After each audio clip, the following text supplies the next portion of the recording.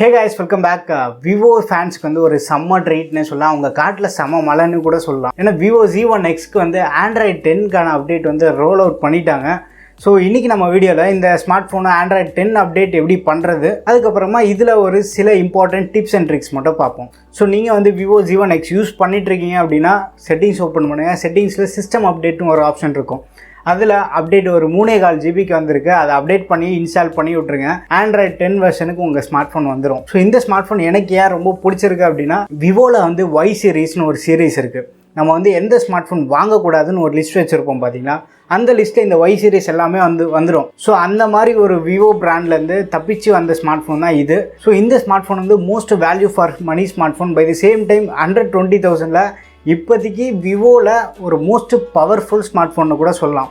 So இதில் வந்து battery life, camera, display எல்லாமே வந்து வேறு லெவல். ஸோ எனக்கு விவோவில் ஒரு ஸ்மார்ட் ஃபோன் பிடிச்சிருக்கு அப்படின்னா இந்த ஸ்மார்ட் ஃபோன் மட்டும்தான் எனக்கு ரொம்ப பிடிச்ச ஸ்மார்ட் ஃபோன். நம்ம சேனலில் இதோட ரிவ்யூ கூட பண்ணியிருக்கோம். ஸோ நீங்கள் போய் செக் பண்ணி பாருங்கள். இப்போவே வந்து ரொம்ப லேட் ஆகிடுச்சு. ஸோ வாங்க வீடியோக்குள்ளே போகலாம். இப்போ நம்மக்கிட்ட வந்து Vivo Z1X இருக்குது. ஸோ ஃபர்ஸ்ட் நம்ம செட்டிங்ஸ் ஓப்பன் பண்ணிடலாம். செட்டிங்ஸ் ஓப்பன் பண்ணதுக்கப்புறமா சிஸ்டம் மேனேஜ்மெண்ட், அபவுட் ஃபோன், பார்த்தீங்கன்னா ஆண்ட்ராய்டு வெர்ஷன் வந்து 10ல் இருக்குது.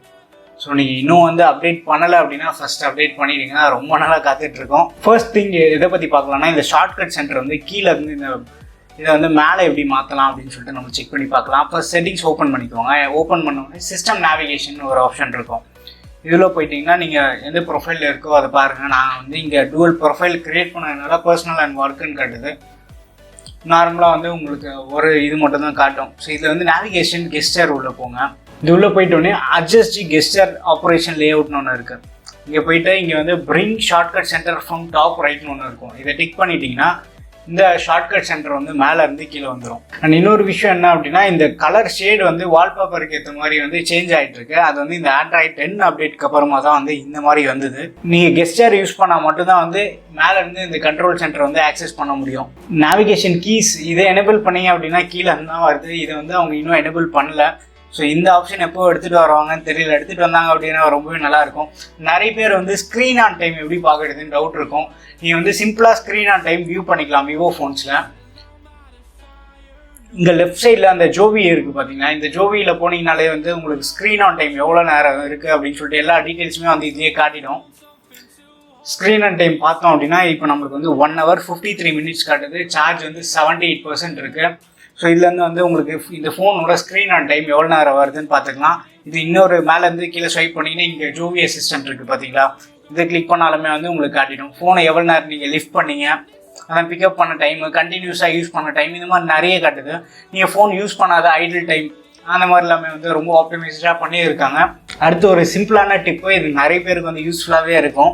இது எப்படின்னா, இந்த பேட்டரி பர்சன்டேஜ் இருக்குது பார்த்தீங்களா, புது ஃபோன் வாங்கினீங்க அப்படின்னா இந்த பேட்டரி பர்சன்டேஜ் உங்களுக்கு காட்டாது. இதை நம்ம எப்படி எனேபிள் பண்ணுறதுன்னு பார்ப்போம். செட்டிங்ஸ் ஓப்பன் பண்ணுங்கள். கீழே ஸ்க்ரால் பண்ணி வந்தீங்கன்னா பேட்டரின்னு இருக்கும். இந்த பேட்டரிக்குள்ளே ஓப்பன் பண்ணி போயிடுங்க. இங்கே வந்து பாட்டமில் பேட்டரி பர்சன்டேஜ் ஒன்று இருக்குது பார்த்தீங்களா, outside the battery icon. By டிஃபால்ட்டாக வந்து உங்களுக்கு நன்னில் இருக்கும். நன்னில் இருந்தீங்கன்னா இங்கே பேட்டரி பர்சன்டேஜ் காட்டாது. ஸோ இதை வந்து நீங்கள் அவுட் சைட் தி பேட்டரி கொடுத்துட்டிங்கன்னா உங்களுக்கு வந்து வெளியில் காட்டும். இது ஒரு சிம்பிளான டிப்பு தான், செக் பண்ணி பாருங்கள். அடுத்து ஒரு சூப்பரான ஃபீச்சர், இது வந்து ஏற்கனவே இருந்தது பட் இன்னும் நல்லா ஆப்டிமைஸ் பண்ணியிருக்காங்க. என்ன அப்படின்னா டார்க் மோடு. இதுக்கு முன்னாடி வந்து விவோ ஃபோன்ஸில் டார்க் மோடு இருந்தது. இங்கே பார்த்தீங்கன்னா தெரியும், ஷார்ட்கட் சென்டர்லேயே வந்து நம்மளுக்கு அவைலபிளாக இருக்கும். பட் இந்த டார்க் மோடு வந்து நீங்கள் இன்னமும் வந்து ஆப்டிமைஸ் பண்ணலாம். லாங் ப்ரெஸ் பண்ணிங்கன்னா இதுக்கு முன்னாடி வந்து உங்களுக்கு அந்த பிளாக் எல்லாமே வந்து டீப்பாக இருக்காது, கொஞ்சம் ஃபேடான மாதிரி இருக்கும்.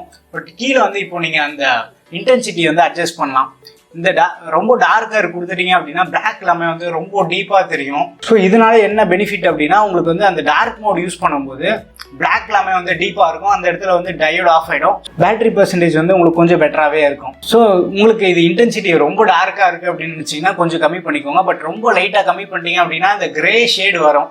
நார்மலாக எல்சிடி டிஸ்பிளேல பிளாக் கலர் வால்பேப்பர் வச்சிங்கன்னா அந்த கிரே ஷேடு இருக்கும் பார்த்தீங்களா, அந்த மாதிரி ஒரு ஷேட் இருக்கும். ஸோ இதை வந்து நீங்கள் டார்க் கொஞ்சம் மீடியமாக வச்சாலே வந்து உங்களுக்கு அந்த பியூர் டார்க்னஸ் வந்து நீங்கள் ஃபீல் பண்ண முடியும். ஸோ இந்த டார்க் மோடு வந்து நீங்கள் கண்ட்ரோல் சென்டர்லேருந்தே வந்து எனேபிள் பண்ணலாம். இதை ஷெட்யூல் கூட நீங்கள் பண்ணிக்கலாம். ஸோ இதை செக் பண்ணி பாருங்கள். அடுத்து புதுசாக எடுத்துகிட்டு வந்தது என்ன அப்படின்னா, செட்டிங்ஸில் டைனமிக் எஃபெக்ட்னு ஒன்று இருக்குது பார்த்தீங்களா. இந்த டைனமிக் எஃபெக்டில் சார்ஜிங் அனிமேஷன் இதெல்லாமே வந்து நீங்கள் சேஞ்ச் பண்ணலாம். ரொம்ப இன்ட்ரெஸ்டிங்காகவே இருக்கும். சார்ஜ் போடும்போது இந்த மாதிரி உங்களுக்கு ஒரு புது அனிமேஷன்லாம் காட்டும், நல்லாயிருக்கும். பட் இதில் புதுசாக என்ன எடுத்துகிட்டு வந்தாங்க அப்படின்னா unlock and enter home screen animation இருக்குது பார்த்தீங்களா, இது வந்து புதுசாக எடுத்துகிட்டு வந்தது. ஃப்ளை இன் அப்படின்னு ஒன்று இருக்குது பார்த்தீங்களா, இது நான் அப்ளை பண்ணிடுறேன். இப்போ ஃபோன் அன்லாக் பண்ணிட்டோடனே அந்த இன் அனிமேஷன் வருது பார்த்தீங்களா. ஸோ இதை வந்து நீங்கள் இங்கேருந்து எனேபிள் பண்ணிக்கலாம். செட்டிங்ஸ் ஓப்பன் பண்ணிவிட்டு டைனமிக் எங்கே போயிடுச்சுப்பா, டைனமிக் எஃபெக்டில் போயிட்டு இந்த அன்லாக் அண்ட் என்டர் ஹோம் ஸ்க்ரீனில் இது வந்து நீங்கள் சேஞ்ச் பண்ணிக்கலாம். ஸோ ஹோம் ஸ்க்ரீனுக்கு வரும்போது மட்டும் இந்த மாதிரி காட்டும். அடுத்து டூவல் ஆப்ஸ் எப்படி யூஸ் பண்ணுறதுன்னு சொல்லிட்டு நிறைய பேருக்கு வந்து டவுட் இருக்கும். செட்டிங்ஸ் ஓப்பன் பண்ணுங்கள். செட்டிங்ஸ் ஓப்பன் பண்ணிட்டு அப்ளிகேஷன் அண்ட் பெர்மிஷன் இருக்கும். ஸோ இந்த அப்ளிகேஷன் பெர்மிஷனில் போயிட்டு ஆப்லோன்னு ஒரு ஆப்ஷன் இருக்குது பார்த்தீங்களா, இதை எனேபிள் பண்ணிட்டு வாட்ஸ்அப் வந்து டிக் பண்ணிட்டீங்க அப்படின்னா உங்களுக்கு வந்து டூவல் வாட்ஸ்அப் வந்துடும். இங்கே வந்துருச்சு பாருங்கள். ஸோ இது வந்து ஒரு யூஸ்ஃபுல்லான ஃபீச்சர். நீங்கள் இங்கே போய்ட்டு எங்கேயும் போய் தேட தேவையில்ல, இதுக்காக எக்ஸ்டர்னலாக ஒரு ஆப்பும் இன்ஸ்டால் பண்ண தேவையில்ல. செட்டிங்ஸில் போய் இந்த ஆப் லோனை மட்டும் நீங்கள் எனேபிள் பண்ணிட்டீங்கன்னா போதும், நீங்கள் வந்து 2 ஆப் யூஸ் பண்ணலாம். அடுத்து வந்து ஆப் லாக் எப்படி எனேபிள் பண்ணுறதுன்னு பார்க்கலாம். செட்டிங்ஸ் ஓப்பன் பண்ணுங்கள். செட்டிங்ஸில் வந்து ப்ரைவசி அப்படின்னு ஒரு ஆப்ஷன் இருக்கும், கொஞ்சம் கீழே தான் இருக்கும், அது மட்டும் கொஞ்சம் வந்து பார்த்துக்கோங்க. ப்ரைவசி உள்ள போயிட்டிங்கன்னா ப்ரைவசி அண்ட் ஆப் என்கிரிப்ஷன் ஒரு ஆப்ஷன் கொடுத்துருப்பாங்க. இதில் போய்ட்டு ஃபஸ்ட்டு பாஸ்வேர்ட் கேட்கும். நீங்கள் ஏதாச்சும் ஒரு பாஸ்வேர்ட் கொடுங்க.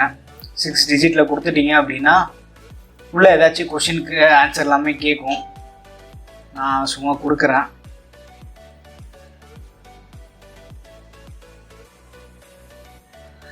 டன் கொடுத்துட்டு உள்ளே போயிட்டீங்கன்னு வச்சுக்கோங்க. இந்த ஆப் என்கிரிப்ஷனில் போயிட்டு ஆக்டிவ் ஃபைபர் நெட் இருக்குது.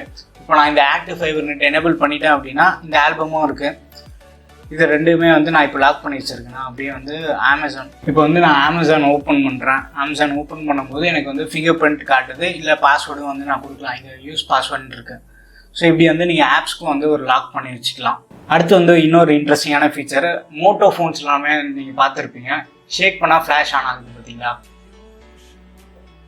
இது எப்படி எனேபிள் பண்ணுறதுன்னு பார்ப்போம். செட்டிங்ஸ் ஓப்பன் பண்ணுங்கள். செட்டிங்ஸ் ஓப்பன் பண்ணிவிட்டு ஷார்ட்கட் அண்ட் ஆக்சசிபிலிட்டின்னு ஒரு ஆப்ஷன் இருக்குது பார்த்தீங்களா, இது உள்ளே போங்க. இங்கே வந்து ஸ்மார்ட் மோஷன் ஒன்று கொடுத்துருப்பாங்க. இந்த ஸ்மார்ட் மோஷனில் shake to turn on flash light இருக்குது பார்த்தீங்களா, இதை எனேபிள் பண்ணிங்க அப்படின்னா ஹோம் ஸ்க்ரீன்லேருந்து உங்களுக்கு ஃப்ளாஷ் லைட் ஆன் ஆகும். இல்லை அப்படின்னா லாக் ஸ்க்ரீன் இருக்குது பார்த்தீங்களா, இந்த லாக் ஸ்க்ரீன்லேருந்து ஷேக் பண்ணால் ஃப்ளாஷ் லைட் ஆன் ஆகும். ஸோ நீங்கள் வந்து ஃபோனை ஷேக் பண்ணால் மட்டும் போதும். இது வந்து கொஞ்சம் யூஸ்ஃபுல்லான ஃபீச்சர். எமர்ஜென்சி டைமில் நீங்கள் போய் தேட தேவையில்ல. ஸோ இந்த ஃப்ளாஷ் லைட் ஃபீச்சர் எப்படி இருக்குன்னு சொல்லிட்டு கீழே கமெண்ட்டில் மென்ஷன் பண்ணுங்கள். அடுத்து வந்து ஸ்ப்ளிட் ஸ்க்ரீன் எப்படி ஓப்பன் பண்ணலான்னு சொல்லிட்டு நம்ம பார்க்கலாம். செட்டிங்ஸ் ஓப்பன் பண்ணுங்கள். ஜென்ரல் மேனேஜ்மெண்ட், சிஸ்டம் மேனேஜ்மெண்ட் இருக்குது பார்த்தீங்களா, இதில் போயிட்டு ஸ்மார்ட் ஸ்ப்ளிட் அப்படின்னு சொல்லிட்டு ஒரு ஆப்ஷன் இருக்குது பாருங்கள். இந்த ஸ்மார்ட் ஸ்ப்ளிட்டை கிளிக் பண்ணிவிட்டு இங்கே மெசேஜ் ஸ்க்ரீன் பின்னிங் இதை ஆன் பண்ணி வச்சுக்கோங்க. உங்களுக்கு தேவை அப்படின்னா இங்கே வந்து மேனுவல் ஸ்க்ரீன் ஸ்ப்ளிட்னு ஒன்று இருக்குது பார்த்தீங்களா, இதை வந்து எனேபிள் பண்ணிட்டீங்க அப்படின்னா நீங்கள் வந்து இப்போது ப்ளே ஸ்டோரில் இருக்கேன். நான் ப்ளே ஸ்டோரில் வந்து மேலேருந்து கீழே ஒரு 3 ஃபிங்கர் வந்து ஸ்வைப் பண்ணுறேன். அதுக்கப்புறமா இது ஆஃப் ஸ்க்ரீனுக்கு போயிடுச்சு. அடுத்து வந்து நான் யூடியூப் ஓப்பன் பண்ணுறேன் அப்படின்னா இங்கே பார்த்தீங்கன்னா என்னால் வந்து 2 ஸ்க்ரீன் வந்து ஸ்ப்ளிட் பண்ணி யூஸ் பண்ண முடியும். ஸோ எனக்கு ப்ளே ஸ்டோர் இன்னும் கொஞ்சம் பெரிய ஸ்க்ரீன் வேணும்னு நினச்சிங்கன்னா அதை யூஸ் பண்ணலாம். இல்லை அப்படின்னா யூடியூப் வேணும்னு நினச்சிங்கன்னா கூட இப்படி யூஸ் பண்ணலாம். ஸோ மல்டி டாஸ்கிங் பண்ணுறதுக்கு இந்த மாதிரி யூஸ் ஆகும். ஸோ இப்படியே வந்து நீங்கள் யூஸ் பண்ணிக்கலாம். நீங்கள் ஃபோன் வாங்கிட்டதுக்கப்புறமா முக்கியமான விஷயமே நீங்கள் எனேபிள் பண்ண வேண்டியது ஃபோனோட வாரண்ட்டி வந்து நீங்கள் ஃபஸ்ட் எனேபிள் பண்ணோம். அதுக்கு வந்து நீங்கள் செட்டிங்ஸ் ஓப்பன் பண்ணிட்டு சிஸ்டம் மேனேஜ்மெண்ட்டுக்குள்ளே போங்க. சிஸ்டம் மேனேஜ்மெண்ட்டில் கஸ்டமர் சர்வீஸ்னு ஒரு ஆப்ஷன் இருக்கும். இங்கே போயிட்டு ewarranty கார்டுன்னு ஒன்று இருக்குது பார்த்தீங்களா, இது உள்ளே போயிட்டு கம்ப்ளீட் இன்ஃபர்மேஷன் ஒன்று கொடுத்துருப்பாங்க. ஸோ இது நீங்கள் கம்ப்ளீட் இன்ஃபர்மேஷன் கொடுத்துட்டு உங்கள் நேம், டேட் ஆஃப் பர்த் இது எல்லாத்தையும் வந்து டைப் பண்ணி சப்மிட் கொடுத்துட்டீங்க அப்படின்னா இந்த ஃபோனோட IMEI நம்பர் வந்து அவங்க போர்ட்டலில் சேவ் ஆகிடும். ஸோ தட் வந்து ewarranty வந்து உங்களால் அப்ளை பண்ண முடியும். ஸோ சப்போஸ் வந்து நீங்கள் ஃப்யூச்சரில் ஏதாவது பில்லு தொலைச்சிட்டா கூட இந்த ewarranty எனேபிள் பண்ணுறதுனால இந்த ஃபோனோட IMEI நம்பர் வச்சுட்டு நீங்கள் வந்து சர்வீஸ் பண்ணிக்கலாம். ஸோ இது வந்து ரொம்ப யூஸ்ஃபுல்லான ஃபீச்சர். அடுத்து இந்த ஃபோனில் வந்து ஆல்வேஸ் ஆன் டிஸ்பிளே நம்ம எப்படி எனேபிள் பண்ணுறதுன்னு பார்ப்போம். லாஸ்ட் ஆப்ஷன் இதோட முடிச்சிடலாம். செட்டிங்ஸ் ஓப்பன் பண்ணுங்கள். ஹோம் ஸ்க்ரீன், லாக் ஸ்க்ரீன் இருக்குது பார்த்தீங்களா, இது உள்ளே போயிட்டு ஆல்வேஸ் ஆன் டிஸ்பிளேன்னு ஒரு ஆப்ஷன் கொடுத்துருப்பாங்க. இதுக்குள்ளே போயிட்டு இதை எனேபிள் பண்ணிட்டீங்க அப்படின்னா இந்த ஃபோனில் வந்து ஃபிசிக்கல் LED நோட்டிஃபிகேஷன் லைட் இல்லை. ஸோ இதை ஆல்வேஸ் ஆன் டிஸ்பிளே நம்ம எனேபிள் பண்ணிட்டோம் அப்படின்னா நமக்கு டைமு, டேட் எல்லாமே வந்து கிளியராக காட்டும். ஸோ நான் இப்போ இதை வந்து எனேபிள் பண்ணுறேன், அப்ளை கொடுத்துட்டேன். ஸ்க்ரீன் ஆஃப் பண்ணோடனே எனக்கு இங்கே வந்து இந்த ஆல்வேஸ் ஆன் டிஸ்பிளேயோட டைமு, டேட் எல்லாமே காட்டும். பட் இது எனேபிள் பண்ணுறதுனால பேட்டரி வந்து லைட்டாக ட்ரெயின் ஆக சான்சஸ் இருக்குது. ஸோ இதை நீங்கள் செக் பண்ணி பாருங்கள் எந்த அளவுக்கு ட்ரெயின் ஆகுது அப்படின்னு சொல்லிட்டு. கொஞ்சம் அதிகமாகவே ஆகும். ஸோ பார்த்துட்டு உங்களுக்கு உங்கள் யூசேஜ்க்கு வந்து பேட்டரி எதுவும் அஃபெக்ட் ஆகலை அப்படின்னா இது யூஸ் பண்ணி பாருங்கள். ஒரு கூலான ஃபீச்சர். ஏன்னா இப்போ நீங்கள் வந்து டேபிளில் வச்சுட்டீங்க அப்படின்னா சும்மா நீங்கள் டைமோட பார்த்தா போதும், நோட்டிஃபிகேஷன் வந்து என்ன இங்கே காட்டும். ஸோ ரொம்ப யூஸ்ஃபுல்லான ஃபீச்சர் கூட. செக் பண்ணி பார்த்துட்டு சொல்லுங்கள். ஸோ இந்த டிப்ஸ் அண்ட் ட்ரிக்ஸ் வீடியோ வந்து உங்களுக்கு பிடிச்சிருக்கோன்னு நினைக்கிறேன். பிடிச்சிருந்தா நம்ம சேனலை வந்து மறக்காமல் சப்ஸ்கிரைப் பண்ணிக்கோங்க.